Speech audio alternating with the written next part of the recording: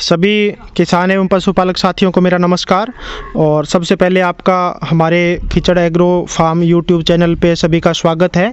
और आज हम बीकानेर आए हुए हैं और बीकानेर की एक ऐसी शख्सियत जो मैनेजमेंट लाइन में अपनी पढ़ाई करने के बाद टेक्सटाइल इंडस्ट्री के अंदर जॉब करने के बाद अच्छी खासी जॉब छोड़ करके और कृषि और पशुपालन के क्षेत्र में आज से 4 साल पहले उन्होंने एक सपना देखा था और उस सपने को साकार करते हुए आज बहुत ही अच्छा काम 4 साल के अंदर ही एक बहुत ही अच्छी मुकाम पे पहुंचे हैं, जिसमें खेती के साथ साथ में देसी गोवंश पे काम कर रहे हैं। जैसे आप देख सकते हैं सामने अपने देसी गौ माताएँ बैठी हैं और इनके अलावा भी इनका एक काफ़ी बड़ा देसी गायों का फार्म है, उसके भी अपन साथ में विजिट करेंगे।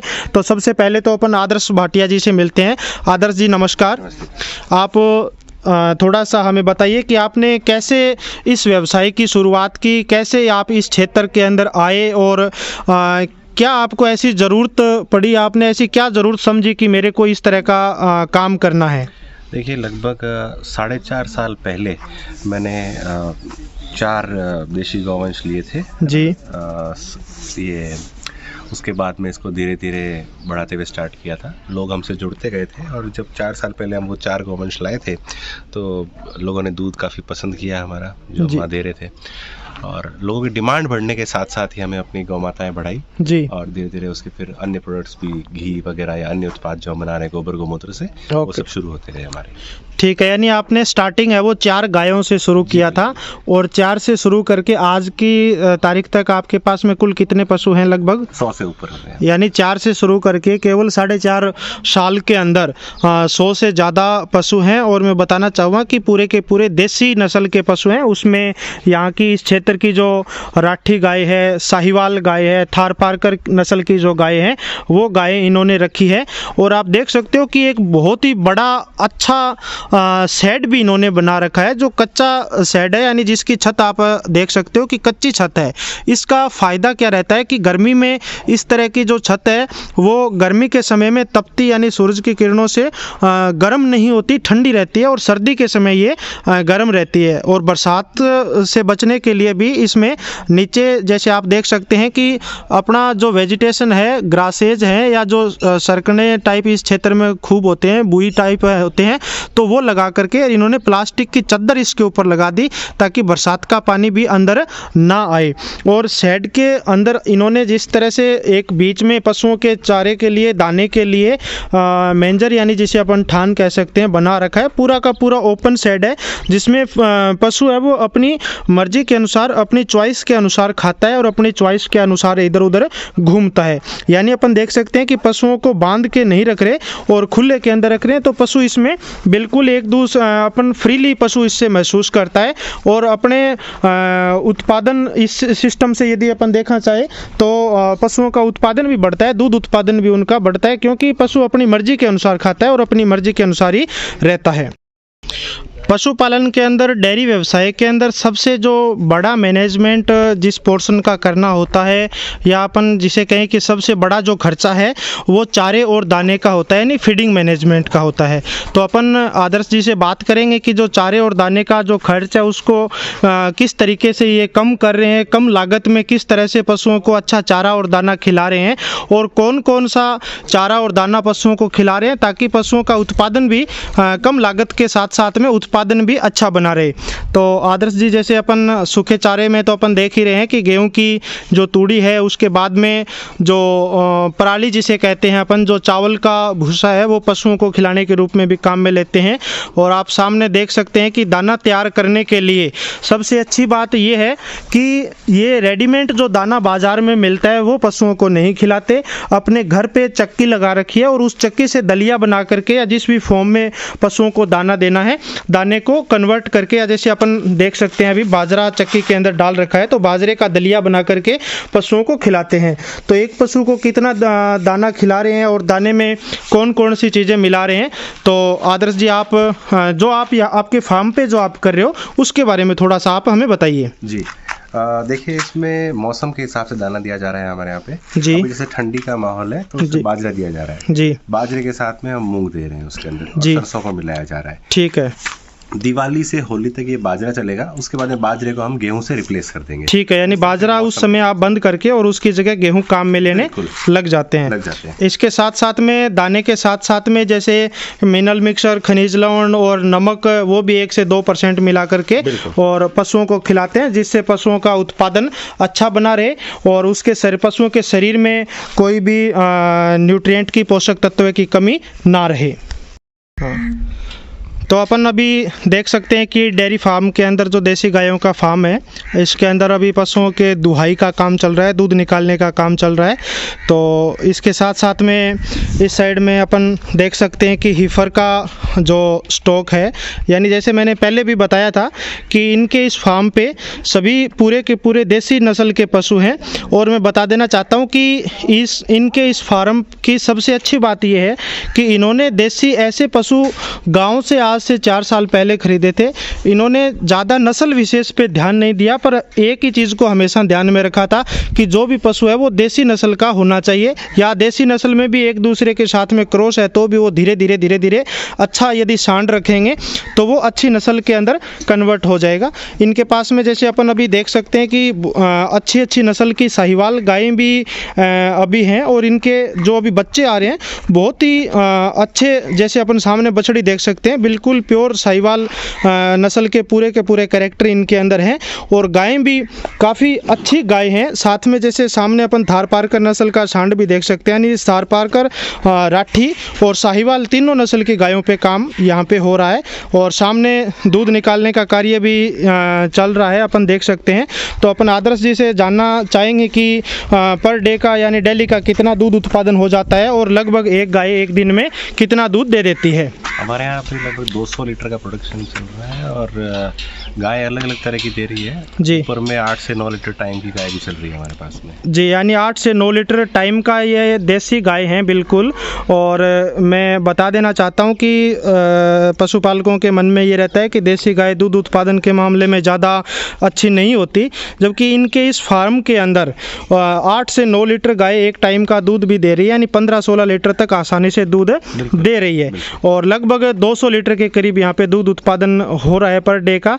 और इस दूध को जैसे इन्होंने बताया भी कि सुबह का जो दूध होता है वो मार्केट में बेचा जा रहा है 70। हाँ, अभी जैसे अपन देख भी सकते हैं कि दूध निकालने की मशीन, जिसे मिल्किंग मशीन के नाम से जानते हैं, दूध निकालने की मशीन, मिल्किंग मशीन से यहाँ पे सुबह के समय दुहाई का कार्य होता है और शाम के समय मैनुअल मिल्किंग जिसे कहते हैं, हाथों से दूध निकाला जाता है। सुबह इसलिए मशीन से निकालते हैं क्योंकि दूध को पैक करके और मार्केट में बेचने के लिए उसको ले जाया जाता है, ताकि क्लीन मिल्क प्रोडक्शन जिसे अपन कहें यानी स्वच्छ दुग्ध उत्पादन, तो उसके लिए मशीन से मिल्किंग की जाती है।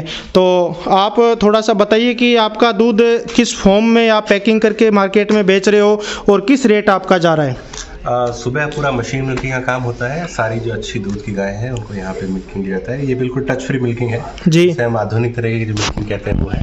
यहाँ से मिल्क सप्लाई हमारा अंदर पैकेजिंग रूम है, वहाँ पे ऑटोमेटिक इन पाइप्स के द्वारा अंदर चल जाता है और वहाँ पे पैकेजिंग की मशीन्स लगी हुई है जिससे हम मिल्क को पाउच में पैक करते हैं और सीधा बीकानेर के हर एरिया में सप्लाई किया जाता है। फिलहाल दूध को हम 74 रुपये प्रति लीटर के हिसाब से सप्लाई कर रहे हैं, यानी 70 रुपये पर केजी ऑफ मिल्क पे इनका जा रहा है, यानी 74 रुपये 1 लीटर दूध का 74 रुपये 74 रुपये दूध का मिल रहा है। जबकि पशुपालकों की, किसानों की सबसे बड़ी दिक्कत ये आती है कि साहब हमें दूध का पैसा नहीं मिल पाता, दूध का हमें पूरा दाम नहीं मिल पाता, जिस वजह से पशुपालन का कार्य, डेयरी का जो कार्य है वो सफल नहीं हो पाता। तो इनके यहाँ पे 74 रुपये पर केजी या पर लीटर दूध पे मिल रहा है। इसके पीछे सबसे बड़ा कारण यही है कि दूध की जो स्वच्छता है उस पे ध्यान दिया जा रहा है, जो क्लीन मिल्क प्रोडक्शन जिसे कहते हैं, स्वच्छ दूध उत्पादन, इस पे ध्यान दिया जा रहा है और किसी भी तरह की दूध के अंदर कोई मिलावट ना हो।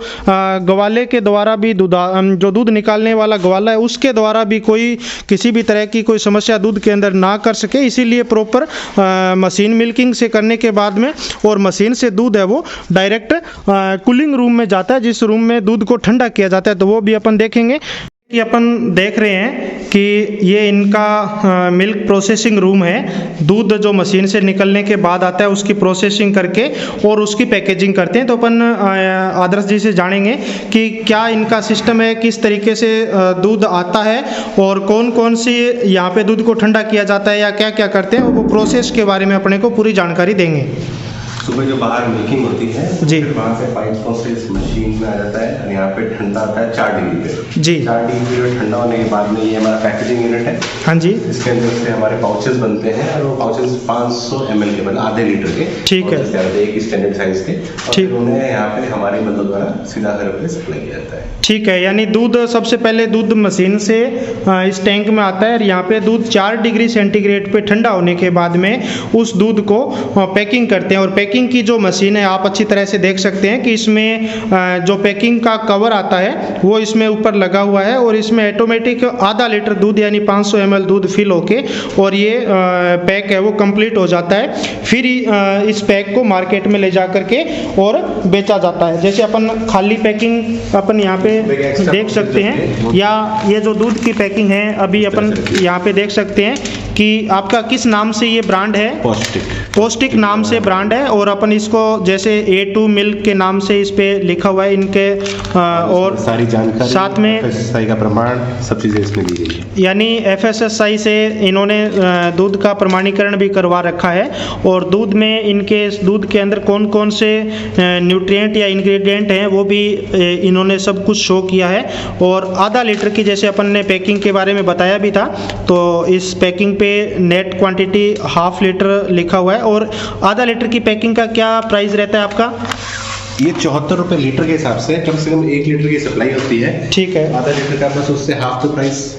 ठीक है, यानी आधा लीटर की पैकिंग है पर मिनिमम एक फार्मर को या एक घर के लिए करना पॉसिबल नहीं हो पाता। हाँ, एक लीटर दूध ही आप एक घर में देते हैं। ठीक है, यानी 74 रुपये पर केजी। पैकिंग इसलिए करते हैं वो लेने वाले के लिए आसान रहता है जी।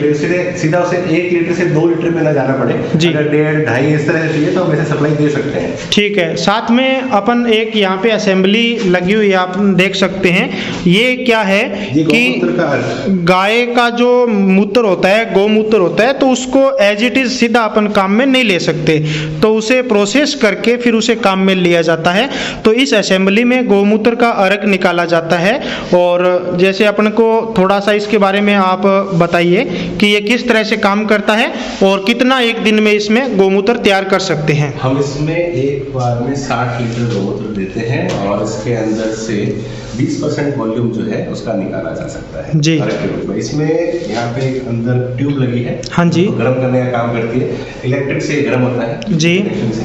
फिर इसकी भाप बनती है, भाप ऊपर की तरफ उठती है। हाँ जी। और अंदर जो अपने साइंस का प्रोसेस है परख नलियों द्वारा, फिर यहाँ से पानी इसमें घूमता है और सेप्टिक जार में उसको कलेक्ट कर लेते हैं। यानी एक दिन में आपके यहाँ पे कितना जो गौमूत्र या 10 से 12 लीटर अर्क 10 से 12 लीटर अर्क आप तैयार कर लेते हो और मार्केट में उसे किस प्राइस में, किस रेट में आप? 400 रुपये लीटर के हिसाब से उस गौमूत्र को आप मार्केट में सेल कर रहे हैं। तो यानी अपन कह सकते हैं कि अकेला गाय का दूध या अकेले दूध का अपन घी बना करके मार्केट में बेचते हैं तो आज के टाइम में वो प्रॉफिटेबल नहीं है। दूध के साथ साथ में गौमूत्र से भी, गाय के गोबर से भी, जैसे अपन ने यहाँ पे देखा था कि गाय के गोबर से अगरबत्तियाँ, धूप तैयार करके मार्केट में बेची जा रही है। गाय का जो पेशाब है, यूरिन है, गौमूत्र है, उसका अर्ग मार्केट में यहाँ पे तैयार करके बेचा जा रहा है, जैसे अपन असेंबली में देख भी रहे हैं। और 400 रुपये लीटर यदि गाय का गौमूत्र का जो अर्क है वो बाजार में बिकेगा या एक अच्छी रेट में जाएगा, तभी अपन कह सकते हैं कि पशुपालन का जो कार्य है, आज तक पशुपालन को माना जा रहा था कि पशुपालन घाटे का सौदा है, नुकसान का सौदा है, जबकि इस तरह की तमाम तरह की कोशिशें तैयार अपन करके और अलग अलग प्रोडक्ट बना करके मार्केट में बेचते हैं, अपने मार्केटिंग चैनल को अपन मजबूत करते हैं। तो अपने को मार्केटिंग के अंदर भी किसी भी तरह की कोई दिक्कत नहीं आती, कोई समस्या नहीं आती और अपने को कृषि और पशुपालन से अच्छा मुनाफा भी प्राप्त किया जा सकता है। तो आपका आदर्श जी धन्यवाद। और हमारे पशुपालक यदि कोई आपसे जुड़ना चाहे, कोई आपसे मिलना चाहे या कोई आपसे प्रोडक्ट मंगवाना चाहे तो उसके लिए आपका नाम, पता, एड्रेस और आपके मोबाइल नंबर एक बार आप हमें बताइए। जी, मैं आदर्श बाठिया बीकानेर से हूँ और ये जो फार्म है हमारा ये पलाना गांव में स्थित है, बीकानेर से 15 किलोमीटर की दूरी पे। जी। यदि आप हमसे कोई भी उत्पाद मंगाना चाहते हैं तो मेरा मोबाइल नंबर है 9829225151। आप हमें इस पे कॉल या व्हाट्सएप कर सकते हैं और आपको उत्पाद आपके घर डिलीवर कर दिया जाएगा। पूरे इंडिया में हम सप्लाई कर रहे हैं, कोरियर द्वारा सामान सीधा आपके घर पहुंच जाएगा। ठीक है, बहुत बहुत धन्यवाद। और हमारे इस YouTube चैनल को देखने वाले सभी साथियों का, सभी व्यूवर्स का बहुत बहुत धन्यवाद। और हमारे इस YouTube चैनल को लाइक करें, सब्सक्राइब करें ताकि हम आगे से आगे इस तरह के अच्छे वीडियोज़ आपके साथ में लेके आते रहें और आपको नई नई कृषि और पशुपालन की जानकारियों से अवगत करवाते रहें। धन्यवाद।